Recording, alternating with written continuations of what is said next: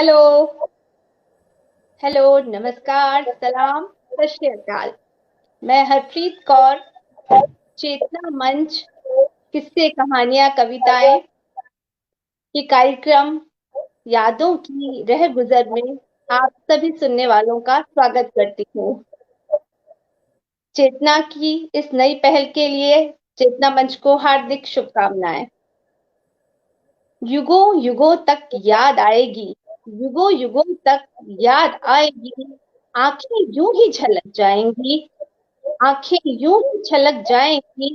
धुनें वो बार बार गुनगुनाएंगे, धुनें वो बार बार गुनगुनाएंगे। सुरीली आवाज ना भूली जाएगी, सुरीली आवाज ना भूली जाएगी। आज हम जिस महान हस्ती के बारे में बात करने जा रहे हैं, उनके बारे में कुछ भी कहना मानो सूरज को दिया दिखाने के समान है। उन्हीं सुर सामग्री की गाई हुई चंद पंक्तियां जो मैं गुनगुनाना चाहूंगी। रहे न रहे हम महका करेंगे, बन के कली बन के सबा बागे वफा में। रहे न रहे हम। सरहदों के पार अपने सुरों से लोगों के दिलों पर राज करने वाली सुर सामग्री लता मंगेशकर जी के जीवन से जुड़े कुछ अनछुए पहलुओं पर आज हम बातचीत करेंगे गुरमीत जी के साथ। नमस्कार, स्वागत है गुरमीत जी आपका इस कार्यक्रम में। आज हम जानना चाहेंगे आपसे लता मंगेशकर जी के बारे में। जी जरूर। लता मंगेशकर वाकई जैसे आपने कहा, हिंदी गीत संगीत के जगत में वो नाम है जिसने वो मुकाम, वो ऊंचाइयां हासिल की हैं जो किसी और ने आज तक नहीं की। और कारण भी बिल्कुल स्पष्ट है कि माँ सरस्वती स्वयं उनके कंठ में वास करती थी। अगर हम लता मंगेशकर जी की बात करें तो जितना कुछ उनके बारे में कहीं कम है। चाहे उनके गीतों के बारे में बात करें, उनके जीवन के बारे में बात करें, उनके बचपन के बारे में बात करें, उनके पसंदीदा गीतों के बारे में बात करें, या उनकी अपनी पसंद जो कि क्रिकेट थी उसके बारे में बात करें, तो हर एक लता मंगेशकर जी के अगर बचपन के बारे में हम बात करें तो उनका जन्म 28 सितंबर 1929 को हुआ था। उनके पिताजी थे पंडित दीनानाथ जी मंगेशकर और माँ शिवांती। उनके परिवार के बारे में अगर बात करें तो उनकी जो दूसरे नंबर की छोटी बहन थी उनकी, वो थी मीना मंगेशकर, जिसको हम आज मीना मंगेशकर खड़ीकर के नाम से जानते हैं। उनका जन्म हुआ था 8 सितंबर 1931 को, और उन्हें भी मराठी फिल्म जगत में वही मुकाम हासिल है जो लता मंगेशकर जी को बॉलीवुड में, हिंदी फिल्म जगत में हासिल है। और मीना मंगेशकर खड़ीकर के जन्म के पूरे 2 साल के बाद 8 सितंबर 1933 को उनकी तीसरे नंबर की जो बहन थी आशा मंगेशकर, जिन्हें हम आशा भोसले के नाम से जानते हैं, उनका जन्म हुआ। और कौन नहीं जानता कि वो भी हिंदी जगत, हिंदी फिल्म जगत की एक मशहूर गायिका हैं। और उसके बाद 2 साल बाद 15 दिसंबर 1935 को उनकी एक और बहन इस दुनिया में आई, उषा मंगेशकर। उषा मंगेशकर भी एक उत्कृष्ट गायिका रही हैं, हालांकि लोगों को ज़्यादा उनके बारे में नहीं पता है। उनके कुछ गीतों की अगर मैं बात करूं तो 1955 में आज़ाद फिल्म के गीत की अगर बात करें, अपलम चपलम, जो कि बहुत मशहूर हुआ था। 1975 में रिलीज हुई थी फिल्म जय संतोषी माँ, और उसका जो टाइटल सॉन्ग था, मैं तो आरती उतारूं रे संतोषी माता की, वो उषा मंगेशकर जी की ही आवाज थी। 1977 में रिलीज हुई फिल्म इनकार का गीत मुंगदा मुंगदा मैं तो गुड़ की डली, उषा मंगेशकर जी का गाया हुआ एक बेहतरीन बेहतरीन गीत है। खट्टा मीठा फिल्म 1978 का टाइटल सॉन्ग, वो भी उषा मंगेशकर जी की आवाज में था। 1979 में तराना फिल्म एक रिलीज हुई थी जिसका एक गाना था सुल्ताना सुल्ताना, वो भी उषा मंगेशकर जी की ही आवाज थी। 1980 में एक बहुत मशहूर फिल्म रिलीज हुई थी अमिताभ बच्चन जिसके हीरो थे, नसीब। उसके दो गीत बहुत मशहूर हुए थे, पकड़ो पकड़ो पकड़ो देखो जाने ना पाए, और रंग जमाने आए हैं रंग जमा के जाएंगे। इन दोनों गीतों में उषा मंगेशकर जी ने पार्श्व गायिका की भूमिका अदा की थी। और कौन भूलेगा उस गीत को, डिस्को डांसर का गीत 1981 का, गोरों की ना कालों की दुनिया है दिल वालों की। तो उषा मंगेशकर ने भी फिल्म जगत में एक अच्छा मुकाम हासिल किया। और उनके परिवार के सबसे छोटे सदस्य, उनके सबसे छोटे भाई जिनका जन्म हुआ अक्टूबर 1937 में, हृदय नाथ मंगेशकर, वो भी फिल्म जगत से जुड़े रहे एक संगीतकार, म्यूजिक डायरेक्टर के बतौर। तो ये उनके बचपन की कुछ बातें, उनके परिवार के बारे में कुछ बातें थी जो मैंने भी आपके साथ साझा की। मैं आपसे जानना चाहूंगी गुरमीत जी कि लता जी के अपने भाई बहनों के साथ कैसे संबंध थे, किस तरीके से उन्होंने अपने भाई बहनों के साथ संबंध रखे थे? बहुत महत्वपूर्ण सवाल है। ज्यादातर लोगों को शायद ये मालूम नहीं है कि लता मंगेशकर जी जब सिर्फ 13 साल की थी तो उनके पिताजी उन्हें छोड़कर चले गए इस दुनिया में। और उसके बाद जी। छोटे भाई बहनों के लिए ही उन्होंने विवाह नहीं किया, क्योंकि उन्हें अब उनका पालन पोषण करना था, माँ बनकर भी और बाप बनकर भी। और उन्होंने अपने इस फर्ज को बखूबी निभाया भी। आशा भोसले जी, मीना जी, उषा मंगेशकर जी और हृदय नाथ जी, ये सभी ने लता ताई कहकर बुलाया करते थे या लता दीदी कहते थे, लेकिन उनके मन में जो उनके लिए स्थान था वो माँ का स्थान था।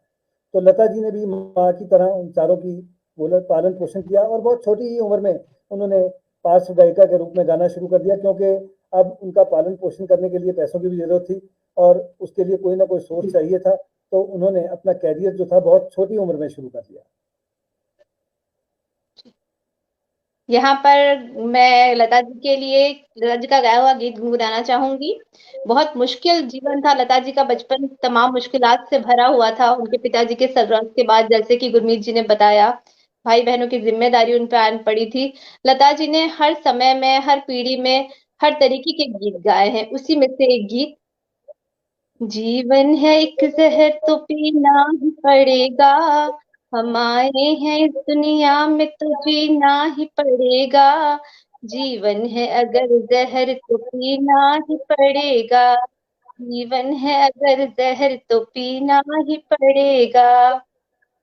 के साथ यहाँ ही पर गुरमीत जी हरप्रीत में जी मैं आपको यहाँ पर हरप्रीत जी मैं आपको थोड़ा रोक रहा हूँ, क्योंकि बहुत एक ऐसे गीत का आपने वर्णन किया है जो कि वाकई बहुत महत्वपूर्ण है। बहुत कम लोगों को शायद पता होगा कि 1951 में रिलीज हुई मदर इंडिया फिल्म का ये गीत है, दुनिया में हम आए हैं तो जीना ही पड़ेगा, जीवन है अगर जहर तो पीना ही पड़ेगा। और इस गीत में एक खास बात यह है कि इस गीत को आवाज दी है लता मंगेशकर जी ने। और इस फिल्म को अगर आप पर्दे पर देखेंगे तो आपको वहां पर नरगिस के दो बच्चे नजर आएंगे। और उन दो बच्चों को जो आवाज दी है पार्श्व गायिका के रूप में, उनमें से एक आवाज है मीना मंगेशकर की, जो कि लता मंगेशकर जी की बहन है। और दूसरी आवाज भी लता मंगेशकर जी की ही बहन उषा मंगेशकर जी की है। तो इस गीत को इन तीनों बहनों ने आवाज दी है। लता मंगेशकर जी ने नरगिस को आवाज दी है और दोनों बच्चों को आवाज दी है मीना मंगेशकर जी ने और उषा मंगेशकर जी ने। बहुत अच्छा गीत छेड़ा आपने। तो मैं मजबूर हो गया आपको बीच में रोक कर रोचक तथ्य जो था चाहता था कि दर्शकों को बताया जाए। गुरमीत जी, मैं सारे श्रोताओं के कमेंट्स तो नहीं ले पाऊंगी, फिर भी हमारे साथ जो भी जुड़े हैं, रोजा जी, रमनप्रीत कौर, दिनेश पारिक जी, मैं सभी का शुक्रिया करना चाहूंगी। सब बहुत अच्छे अच्छे कमेंट्स कर रहे हैं, जिनको हम बाद में आराम से पढ़ के सभी को शुक्रिया अदा करना चाहेंगे।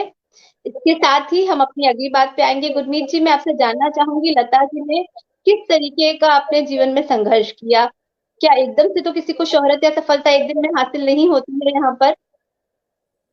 बिल्कुल सही बात है आपकी। यूं तो उस जमाने में एक गायिका के रूप में स्थापित होना इतना आसान काम नहीं था, लेकिन लता जी की अगर बात करें तो उनका जो परिवार था वो अभिनय के क्षेत्र से, नाटक के क्षेत्र से, मंच से जुड़ा हुआ था। उनके पिताजी जो थे वो एक अच्छे मंच के कलाकार थे और एक अच्छे वादक भी थे, सारंगी सितार बहुत अच्छी बजाते थे। और उनके जीवन का मैं कुछ वाक्य आपके साथ यहाँ पर साझा करूंगा। जब लता जी सिर्फ 6 महीने की थी, 6 महीने का बच्चा, आप समझ सकते हैं कि कैसा होगा उस समय। एक दिन उनके पिताजी दीनानाथ जी मंगेशकर सारंगी बजा रहे थे और उन्होंने देखा कि लता जी, वैसे उनके बचपन का नाम लता नहीं था, हेमा मंगेशकर था। 5 साल की उम्र के बाद उनका जो था वो लता रखा गया। तो 6 महीने की वो हेमा मंगेशकर, दीनानाथ जी ने देखा कि उनके हाथ में एक मुट्ठी मिट्टी की है और वो उसे मुंह में डालने जा रही थी। तो उसे टोकने के लिए जैसे ही दीनानाथ जी मंगेशकर उठे तो मिट्टी फेंक कर लता जी ने सारंगी का वही तार छेड़ दिया, बिल्कुल वही तार जिसे कुछ क्षण पहले दीनानाथ मंगेशकर जी छेड़ रहे थे। और दीनानाथ जी हैरान रह गए कि 6 महीने की बच्ची इतनी जल्दी उसने कैसे उस तार को छेड़ दिया जिसे अभी अभी वो छेड़ रहे थे।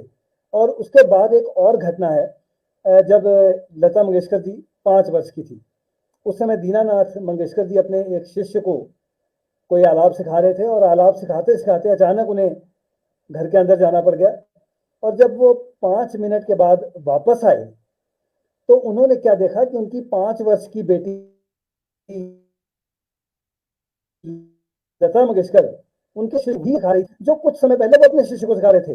तो उसी समय दीनानाथ मंगेशकर जी को पता लग गया था कि जो मेरी ये बेटी है ये कोई आम नहीं है, संगीत इसके अंदर बसा हुआ है और ये एक दिन बहुत बड़ी गायिका बनेगी। और ये जो एक मैंने वाक्य आपको बताया, ये बताता है कि होनहार मेहरबान के होठ चीखने पर। जी, बहुत सुंदर। बच्चों की ही कवि फिल्म में आवाज दी थी लता जी ने एक गाने को, वो गाना मैं सबके साथ गुनगुनाना चाहूंगी, सबके साथ बांटना चाहूंगी। लता जी ने ही जहां तक आवाज दी है इस गाने को, बच्चों को लेकर जो गाना था। बच्चे मन के सच्चे, ये मन के सच्चे, सारी जग की आंख के तारे, ये वो नन्हे फूल है जो भगवान को लगते प्यारे, बच्चे मन के सच्चे। जी गुरमीत जी, मैं आपसे आगे जाना, बहुत बढ़िया। जो अपने समकालीन गायक थे मोहम्मद रफी जी या किशोर जी, उनके साथ लता जी के किस तरीके के संबंध रहे थे? सवाल बहुत बढ़िया है आपका, लेकिन जवाब इसका बहुत लंबा होगा। इसका जवाब देने में मुझे लगता है कि शायद हो सकता है कि 10 मिनट भी लग जाए। सबसे पहले नहीं, बात हम करते जानना हैं, चाहेंगे आपसे। हाँ, सबसे पहले बात करते हैं हम मोहम्मद रफी जी की। तो मैं दर्शकों को, श्रोताओं को बता दूं इस समय कि जो पहला गीत इन दोनों ने एक साथ गाया था वो कौन सा था। वो गाना था चलो हो गई तैयार, ठहरो जी ठहरो जी ठहरो जी। ये फिल्म शादी से पहले का गाना था। 1947 में ये गाना रिकॉर्ड हुआ था। संगीतकार थे कर्नाड जी और गीत लिखा था मुखराम शर्मा अशांत जी ने। ये पहला गाना था जो रफी जी ने और लता जी ने एक साथ गाया था। संबंध इनके बहुत अच्छे रहे, लेकिन 1963 में एक फिल्म आई थी माया, उसके एक गीत की रिकॉर्डिंग चल रही थी।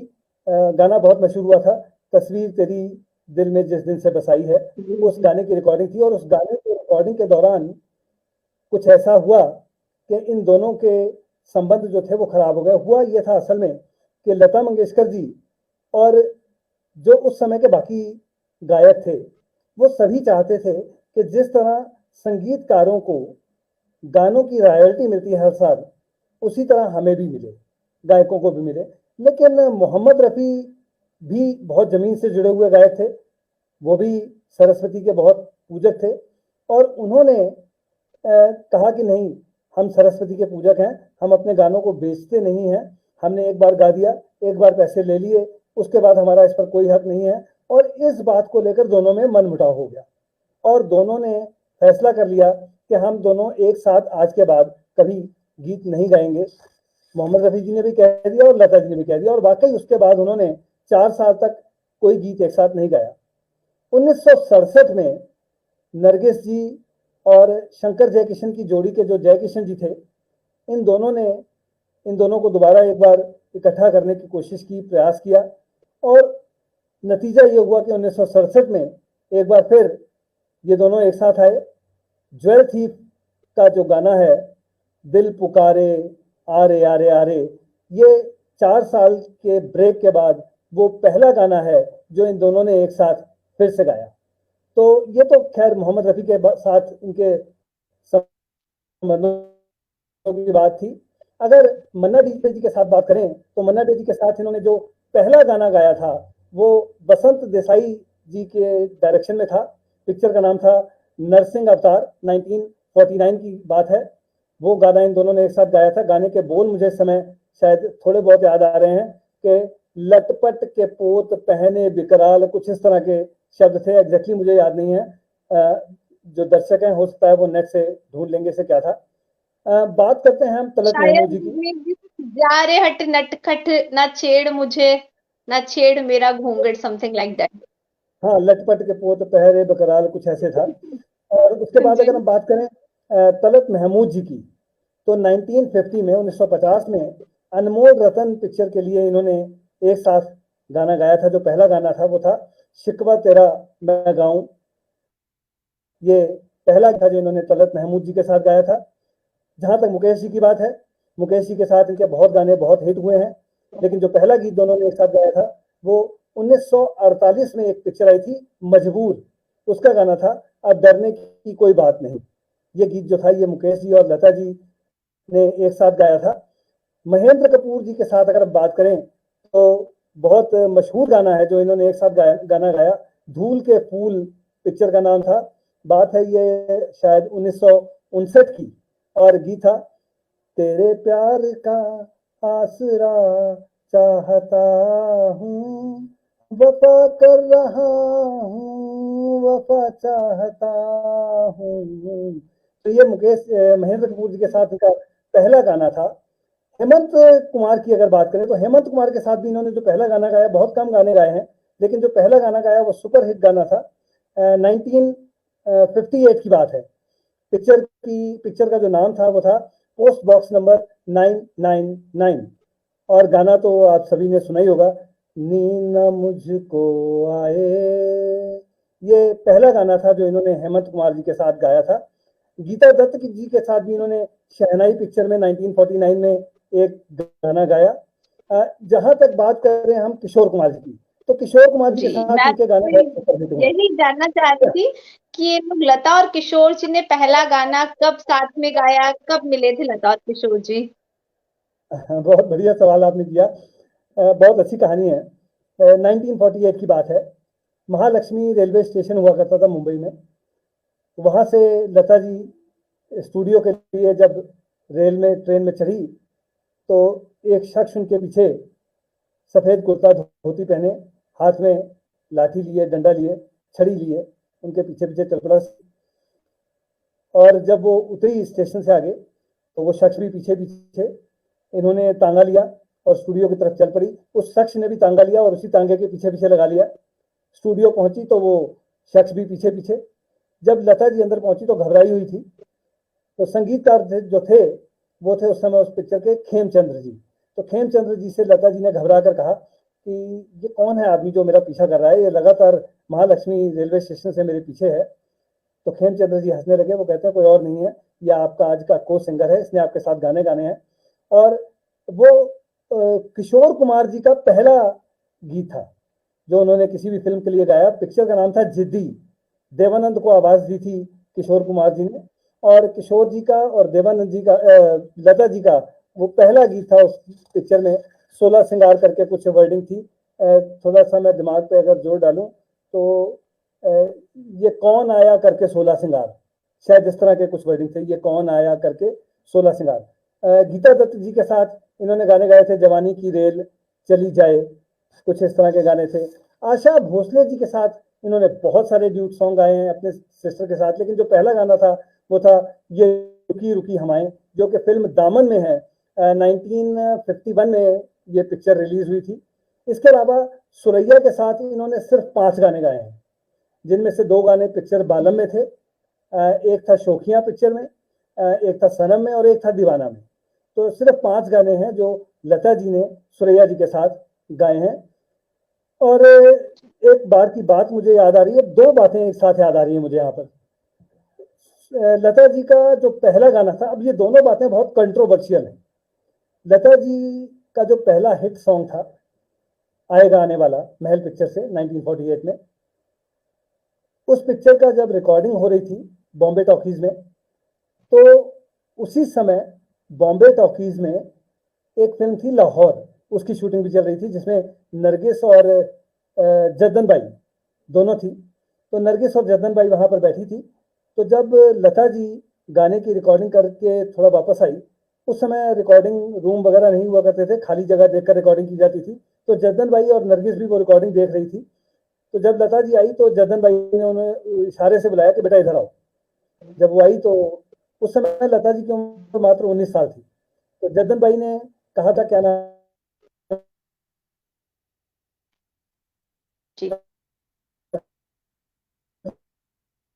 गुरमीत की शायद कोई नेटवर्क प्रॉब्लम आ रही है। बोला आपने बगैर, असल में वो जो गाना आएगा आने वाला, उसमें एक लाइन है, दीपक बगैर कैसे परवाने जल रहे हैं। तो जो बगैर वर्ड था, जद्दन भाई कहते बेटे क्या बगैर वर्ड बोला आपने, क्या बगैर शब्द कहा आपने, आप एक दिन बड़े होकर बहुत अच्छे सिंगर बनोगे। और वाकई उनकी बात सही हुई। और इसके साथ जुड़ी हुई एग्जैक्टली एक और बात, कि दिलीप कुमार जी के साथ उनके रिलेशन थोड़े खराब हो गए थे। कारण क्या था? कारण था कि एक बार दिलीप कुमार जी ने कह दिया था कि आप मराठी लोग, आप क्या उर्दू शब्द बोलोगे। अब देखिए, एक तरफ जद्दन भाई कह रही हैं कि आपने क्या बगैर शब्द कहा है, मजा आ गया, और एक तरफ दिलीप कुमार जी कह रहे हैं कि मराठी लोग कहाँ उर्दू शब्द बोल पाओगे। तो उसके बाद लता जी ने उर्दू शब्दों की बहुत प्रैक्टिस की, बहुत सीखा उसे। और जहाँ तक उनके स्कूल लेवल की बात करें, तो आपको मैं बता दूं कि लता जी पूरी जिंदगी में सिर्फ एक दिन के लिए स्कूल गई है, सिर्फ एक दिन के लिए, और उसके बाद स्कूल नहीं गए। उसके दो अलग अलग कारण जो है वो पढ़ने को मिलते हैं, देखने को मिलते हैं, सुनने को मिलते हैं। कई लोग तो ये कहते हैं कि जब लता जी पहले दिन स्कूल गई तो उनके टीचर ने, आशा भोसले जी यानी कि आशा मंगेशकर भी साथ में थी, और उनके टीचर ने कहा कि आशा मंगेशकर को भी स्कूल की फीस देनी पड़ेगी। तो लता मंगेशकर जी ने कहा नहीं, अगर मेरी बहन को भी फीस देनी पड़ेगी तो मैं ऐसे स्कूल में पढ़ूंगी नहीं, और उन्होंने स्कूल छोड़ दिया। और दूसरा, लोग कुछ यूं भी कहते हैं कि जब पहले दिन लता जी गए तो ब्रेक टाइम में टीचर ने देखा कि लता जी बच्चों को गाना सिखाने लगी, सुर आलाप सिखाने लगी, तो टीचर ने गुस्से में आकर उन्हें स्कूल से निकाल दिया। तो ये दोनों बातें हैं, क्या सच है एग्जैक्टली नहीं कहा जा सकता, लेकिन दोनों में से एक बात तो सच है। और उसके ऊपर हैरानी की बात यह है कि सिर्फ एक दिन स्कूल जाने के बावजूद लता जी के पास डॉक्टरेट की 5 डिग्रियां थी। एक नहीं, दो नहीं, 5 डिग्री। पुणे यूनिवर्सिटी से उन्हें ये डिग्री मिली, बड़ौदा यूनिवर्सिटी से उन्हें डिग्री मिली, न्यूयॉर्क यूनिवर्सिटी से उन्हें डिग्री मिली, और भी 2-3 यूनिवर्सिटियों से उन्हें डॉक्टरेट डिग्री मिली। हालांकि उन्होंने जिंदगी में स्कूल सिर्फ एक दिन के लिए देखा था। तो ये आपने पूछा कुछ और था, मैं बात को कहीं और ले गया, उसके लिए माफी चाहता हूँ। बहुत सुंदर जानकारी आप गुरमीत जी दे रहे हैं। और मैं अपने साथ जुड़े श्रोताओं के कुछ नाम लेना चाहूंगी। अमित सिंगर जी हमारे साथ जुड़े हैं, सुनीता ठाकुर जी हैं, अनुपमा तोष्टीवाल जी हैं। मैं सबको तो नहीं पढ़ पा रही हूँ। अमित सिंगर जी कह रहे हैं बहुत सुंदर संचालन हरप्रीत जी, धन्यवाद। और गुरमीत जी सभी आपके लिए लिख रहे हैं, किरण विश्वकर्मा जी बहुत बढ़िया जानकारी, बहुत अनछुए अनसुनी बातें हैं जो आप हम सबको बता रहे हैं, बहुत ही बढ़िया वाकई आपकी जानकारी है गुरमीत जी। यहाँ पर मैं सभी के साथ एक लता जी का गीत गुनगुना के बांटना चाहूंगी। इससे पहले मैं गुरमीत जी से और जानना चाहूंगी और भी जानकारियां चाहूंगी। 2 पंक्तियां, हालांकि मेरे बहुत ऐसे मीठे स्वर नहीं है, लता जी जैसा तो कोई भी नहीं गा सकता, पर बस एक अपना मन का वो है कि गुनगुना लेते हैं थोड़ा सा। दिल जो न कह सका वही राज दिल कहने की रात आई, दिल जो न कह सका वही राज दिल कहने की रात आई, दिल। जी गुरमीत जी, हम कुछ और आज की बातें आपसे जानना चाहेंगे लता जी के बारे में।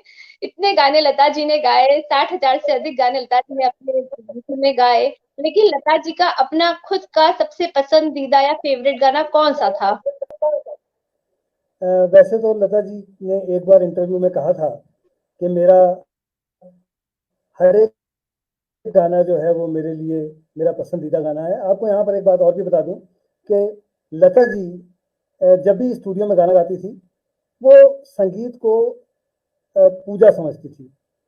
हमेशा जी। स्टूडियो के अंदर चप्पल उतार कर जाया करती थी। कभी भी उन्होंने कोई भी गीत जो है वो चप्पल पहन कर नहीं गाया।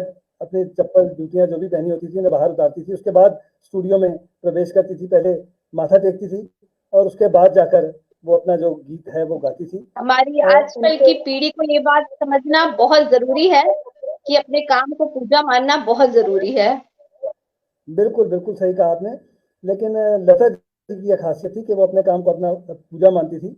और यूं तो उन्होंने बहुत से गीत गाए, लेकिन उनका जो अपना पसंदीदा गीत था, एक बार उन्होंने इंटरव्यू में बताया था कि मेरा जो पसंदीदा गीत है वो है कहीं दीप जले कहीं दिल।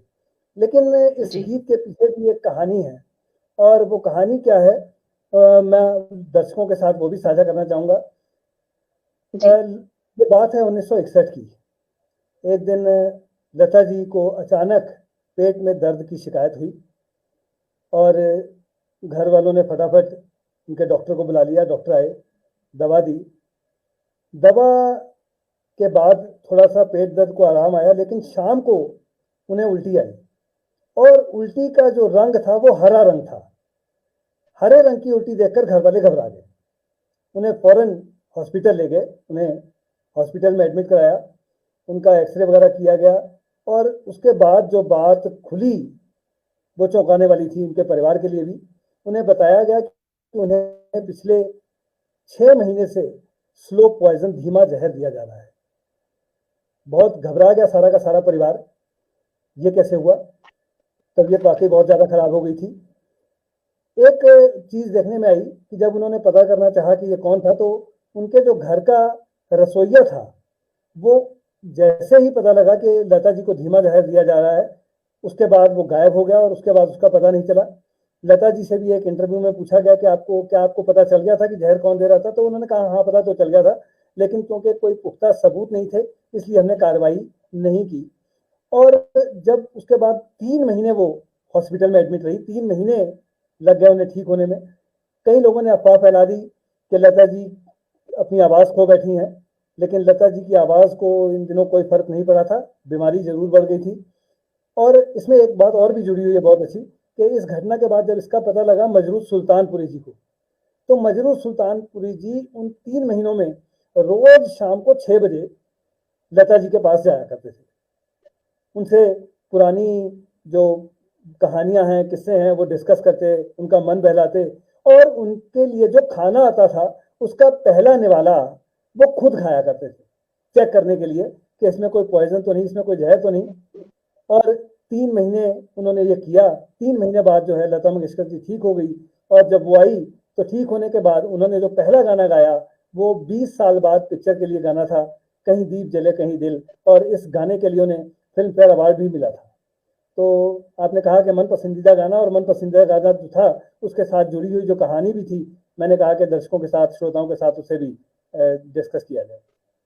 जी गुरमीत जी, मैं चाहूंगी आप हमारे दर्शकों को, सुनने वालों को ये भी बताएं कि लता जी ने एक उम्र के बाद इतने सारे अवार्ड उनको मिले, उन्होंने क्यों मना कर दिया, अब मैं अवार्ड नहीं लूंगी, उन्होंने ऐसा क्यों कहा? दरअसल लता जी का ये मानना था कि आने वाली जो पीढ़ियां हैं उनको मौका दिया जाए। जी। बिल्कुल मोहम्मद रफ़ी जी की ही तरह मोहम्मद रफ़ी जी भी यही चाहते थे कि आने वाली पीढ़ियों को मौका दिया जाए। उनके साथ भी कुछ ऐसे किस्से जुड़े हुए हैं। चलिए जब कभी मोहम्मद रफ़ी जी का हम बात करेंगे तो मैं उन कहानियों को बताऊंगा।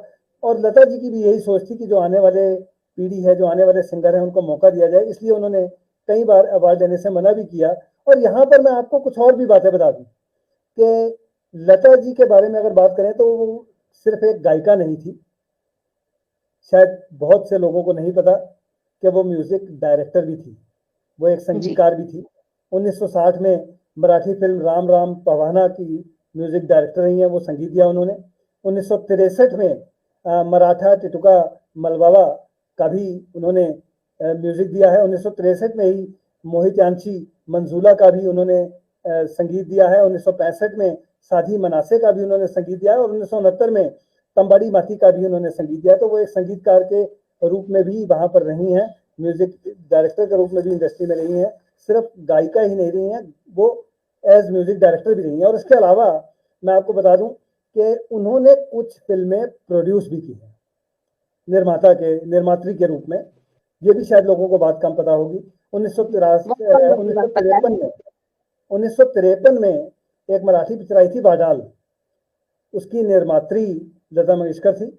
1953 में ही एक पिक्चर आई थी हिंदी पिक्चर झांझर, वो भी लता मंगेशकर जी की ही प्रोडक्शन में बनी थी। 1955 की फिल्म कंचन गंगा, वो भी इन्हीं की बनाई हुई पिक्चर थी। और 1990 की लेटेस्ट जो एक पिक्चर थी लेकिन, वो भी लता मंगेशकर जी के ही उसकी निर्मात्री थी, उन्होंने बनाई है। तो उनका रोल सिर्फ एक गायिका का नहीं था, उनका रोल जो था म्यूजिक डायरेक्टर का भी रहा है और उनका जो रोल है वो फिल्म प्रोड्यूसर का भी रहा है। अवार्ड्स की अगर बात करें तो उनको बहुत से अवार्ड मिले हैं। पद्म भूषण भी मिला है, पद्म विभूषण भी मिला है।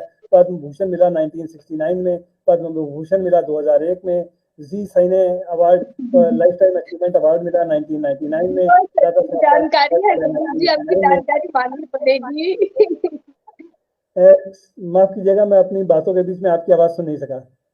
नहीं, बहुत सटीक आपकी जानकारी है और आपकी याददाश्त। जी धन्यवाद। आपको साल के साथ याद है कब कौन सा पुरस्कार उन्हें मिला। वाकई काबिले तारीफ है आपकी जानकारी। जी धन्यवाद। इसके अलावा उन्हें सारे महाराष्ट्र तारीफ कर रहे हैं। 1997 में उन्हें महाराष्ट्र भूषण अवार्ड भी मिला।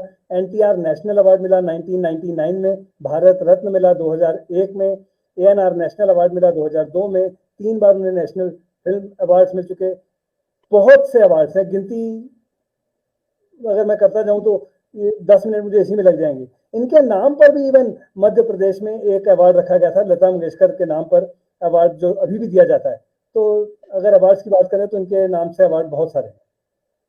असल में गुरमीत जी, हमारे श्रोताओं में से यास्मीन जी हैं, यास्मीन अली दीदी, उन्होंने पूछा है कि पृष्ठभूमि की भी थोड़ी सी जानकारी लता जी की दे दीजिए। हालांकि हमने कार्यक्रम की शुरुआत में दी थी, पर मैं चाहूंगी उनके कहने से आप थोड़ा सा लता जी की पृष्ठभूमि की जानकारी दे दें, जो उनका घराना था। मैं पहले भी बता चुका हूँ कि लता मंगेशकर जी के पिताजी थे पंडित दीनानाथ जी मंगेशकर और माँ थी शिवांती।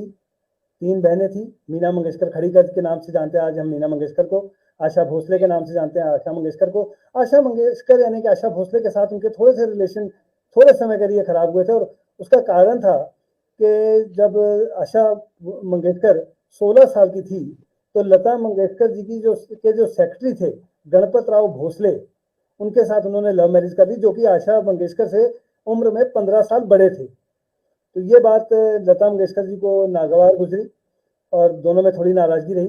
हालांकि इस नाराजगी को थोड़े टाइम बाद 4-5 साल के बाद उन्होंने कवर कर लिया और इस शादी के बाद आशा मंगेशकर जो थी आशा भोसले बन गई। तो ये सब बातें जो है ये हम पहले भी बता चुके हैं।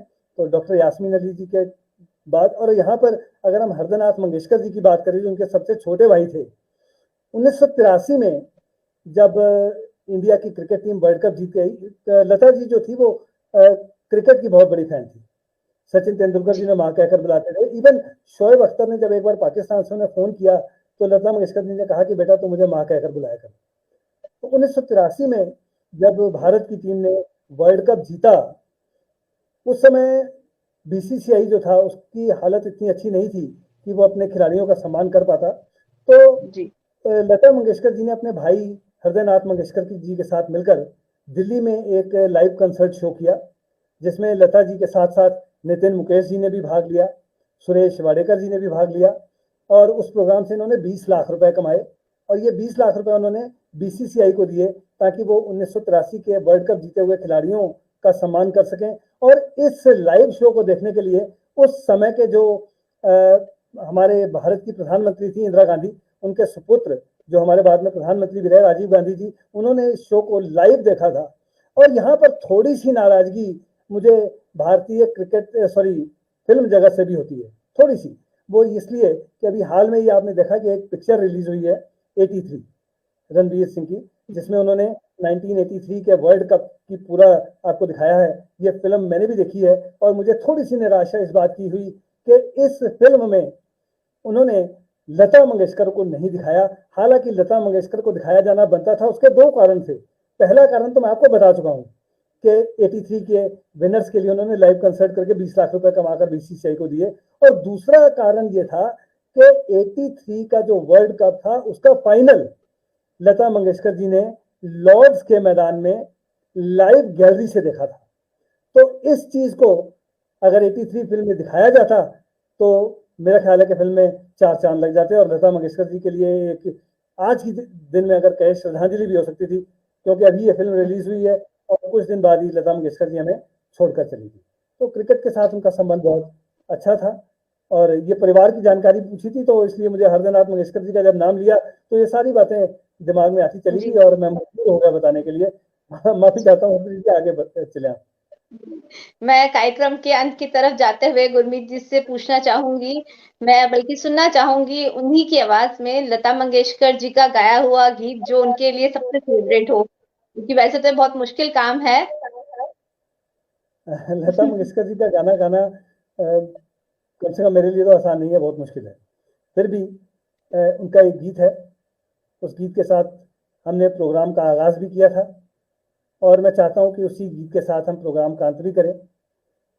गीत इस तरह है। नाम भूल जाएगा। मैं बता दूं कि ये गीत जो है ये लता जी ने भूपेंद्र सिंह के साथ गाया है। भूपेंद्र सिंह इनके को सिंगर थे और कोशिश करूंगा, क्योंकि लता मंगेशकर की जो तो मैं नहीं गा सकता, लेकिन भूपेंद्र सिंह जी की आवाज को थोड़ा कॉपी करने की कोशिश करूंगा। नाम भूल जाएगा, चेहरा ये बदल जाएगा, मेरी आवाज ही पहचान है, गर याद है ओ नाम भूल जाएगा। तो ये छोटी सी एक कोशिश थी लता जी की। बहुत सुंदर आपकी आवाज भी आपकी बहुत अच्छी है गुरमीत जी, और इतनी सुंदर आपने हमको जानकारी दिया लता जी के बारे में, उसके लिए धन्यवाद आपका, यहाँ पे हमारे साथ समय बिताने के लिए और सब दर्शकों को इतनी अच्छी जानकारी देने के लिए जी। इसके साथ ही हम कार्यक्रम के अंत की ओर हैं, तो मैं चेतना मंच का आभार करना चाहूंगी जिन्होंने मुझे भी सुंदर आयोजन का हिस्सा बनाया और आपसे इतनी अच्छी जानकारी मिली मुझे, तथा साथ ही मैं हमारे साथ जुड़े सभी श्रोताओं का, सबका नाम लेना मुश्किल है, बहुत से श्रोता हमारे साथ जुड़े, अपना कीमती समय दिया, इतने सुंदर सुंदर कमेंट दिए, हमको सुना, उन सब का मैं आभार व्यक्त करना चाहूंगी। और साथ ही हम अब विदा लेना चाहेंगे, उसके पहले 4 पंक्तियां मेरी। मैं चाहूंगी कि आप आगे भी हमारे श्रोता जो जुड़े हैं हमसे इसी तरीके से जुड़ते रहें। हर हफ्ते शुक्रवार को 4 बजे ये कार्यक्रम यादों की रह गुजर, कोई फिर आएगा, कोई नई हस्ती, फिर कोई महान हस्ती जिसके बारे में हम आपको जानकारी देते रहेंगे। आखिर में 4 पंक्तियां। महफिल यही होगी, मुलाकात फिर होगी, महफिल यही होगी, मुलाकात फिर होगी, बातें भी होंगी, एक नई शख्सियत साथ होगी, बातें भी होंगी, एक नई शख्सियत फिर साथ होगी, आप सभी के साथ की गुजारिश होगी, आप सभी के साथ की गुजारिश होगी।